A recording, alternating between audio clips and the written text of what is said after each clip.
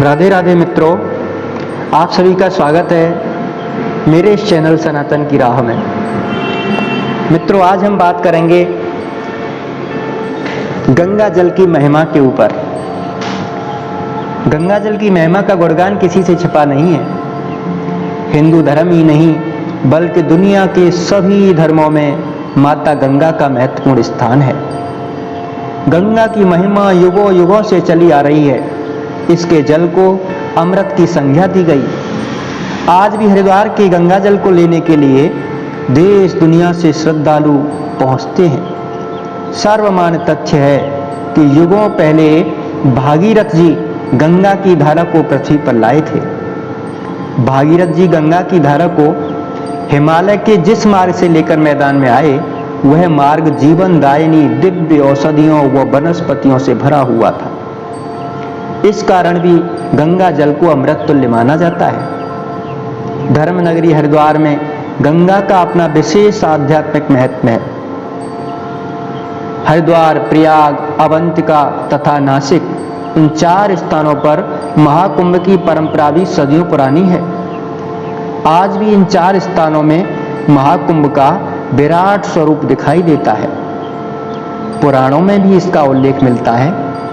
नारदीय पुराण में तीर्थ यात्रा की विधि का उल्लेख करते हुए प्रयाग, कुरुक्षेत्र तथा हरिद्वार तीर्थ का विशेष महत्व बताया गया है। भारतीय संस्कारों, इतिहास एवं संस्कृति से अभिन्न रूप से जुड़ी गंगा ऋग्वेद से लेकर गंगा लहरी तक हर ग्रंथ में महिमान्वित होती आई है।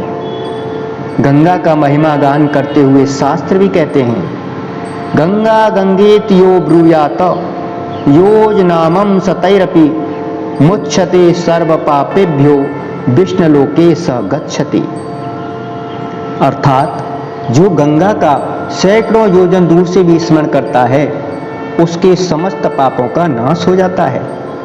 धार्मिक एवं सांस्कृतिक महत्व के अतिरिक्त गंगा के किनारे अनेक सुरम्य स्थल हैं। गंगा जल की विशेषता यह है कि गंगा का पानी कभी सड़ता नहीं है। गंगा के पानी में कभी दुर्गंध नहीं आती। और देखिए ना, लोगों के घरों में बरसों बरसों से गंगा जल रखा रहता है। भारतीय हिंदू धर्म में यदि किसी को मृत्यु के समय गंगा जल पिलाया जाए तो मरने वाले व्यक्ति को स्वर्ग की प्राप्ति होती है। हिंदू धर्म में ऐसी मान्यता है।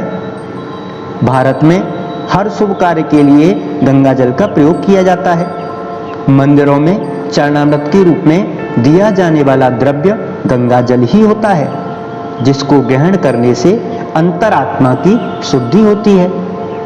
गंगा जल को भारतीय हिंदू धर्म में ब्रह्म द्रव और अमृत मानते हैं। भारतीय धर्म शास्त्रों की मान्यता के अनुसार शास्त्रों में यदि गंगा जल की व्याख्या जितनी लिखने में आती है, यदि उन सबको थोड़े से वर्णन के साथ लिखा जाए तो एक गंगा पुराण की रचना हो सकती है।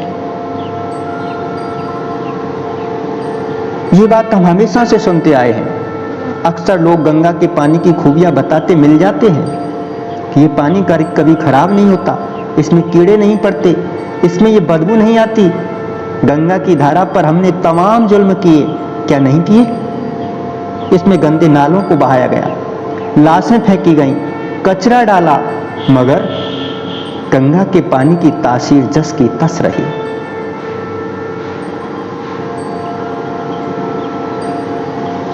ये गंगा मां का आध्यात्मिक महत्व है। लेकिन अब बात करते हैं कि गंगा जलों पर वैज्ञानिकों ने भी अपने शोध किए हैं। उन परीक्षणों से पता चलता है कि गंगा जल अमृत है। जानिए कैसे।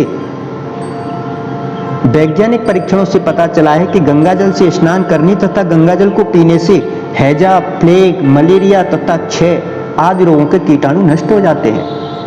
इस बात की पुष्टि के लिए एक बार डॉक्टर हैकिंस ब्रिटिश सरकार की ओर से गंगा जल से दूर होने वाले रोगों के परीक्षण के लिए आए। उन्होंने गंगा जल के परीक्षण के लिए गंगा जल में हैजे, कालरा के कीटाणु डाले गए। हैजे के कीटाणु मात्र 6 घंटे में ही मर गए। आपको विश्वास नहीं होगा, जब इन कीटाणुओं को साधारण पानी में रखा गया तो वह जीवित होकर अपनी संख्या में भी बढ़ गई। इस तरह देखा गया कि गंगा जल विभिन्न रोगों को दूर करने वाला एक जल औषधि है। फ्रांस के स्वप्रसिद्ध वैज्ञानिक डॉक्टर हेरन ने गंगा जल पर बरसों अनुसंधान करके अपने प्रयोगों का विवरण अपने शोध पत्रों के रूप में प्रस्तुत किया। उन्होंने आंत्रशोध व हैजे से मरे अज्ञात लोगों के शवों को गंगा जल में ऐसे स्थान पर डाल दिया जहां कीटाणु तेजी से पनप सकते थे। डॉक्टर हेरन को आश्चर्य हुआ कि कुछ दिनों के बाद इन शवों से आंत्रशोध व हैजे के ही नहीं बल्कि अन्य कीटाणु भी गायब हो गए। उन्होंने गंगा जल से बैक्टीरियासेफेज नामक एक घटक निकाला जिसमें औषधीय गुण मौजूद थे। इंग्लैंड के जाने माने चिकित्सक सीई नेल्सन ने गंगा जल पर अन्वेषण करते हुए लिखा कि इस जल में सड़ने वाले जीवाणु ही नहीं होते। उन्होंने महर्षि चरक को उद्धृत करते हुए लिखा कि गंगा जल सही माने में तो पथ्य है। रूसी वैज्ञानिकों ने हरिद्वार एवं काशी में स्नान के उपरांत सन 1950 में कहा था कि उन्हें स्नान के उपरांत ही ज्ञात हो पाया कि भारतीय गंगा को इतना पवित्र क्यों मानते हैं। गंगा जल की पाचकता के बारे में ओरिएंटल इंस्टीट्यूट में हस्तलिखित आलेख रखे हैं। कर्नाटक के मैकेनिल विश्वविद्यालय के वैज्ञानिक डॉक्टर एमसी हैमिल्टन ने गंगा की शक्ति को स्वीकारते हुए कहा कि वे नहीं जानते कि इस जल में अपूर्व गुण कहां से और कैसे आए। सही तो यह है कि चमत्कृत हैमिल्टन वस्तुतः समझ ही नहीं पाए कि गंगा जल की औषधीय गुणवत्ता को किस तरह से प्रकट किया जाए। आयुर्वेदाचार्य गणनाथ सेन, विदेशी यात्री इब्रवतुता बर्नियर, अंग्रेज सेना के कैप्टन मूर, विज्ञानवेत्ता डॉक्टर रिचर्डसन आदि इन सभी ने गंगा पर शोध करके यही निष्कर्ष दिया कि ये नदी अपूर्व है, जीवनदायिनी है।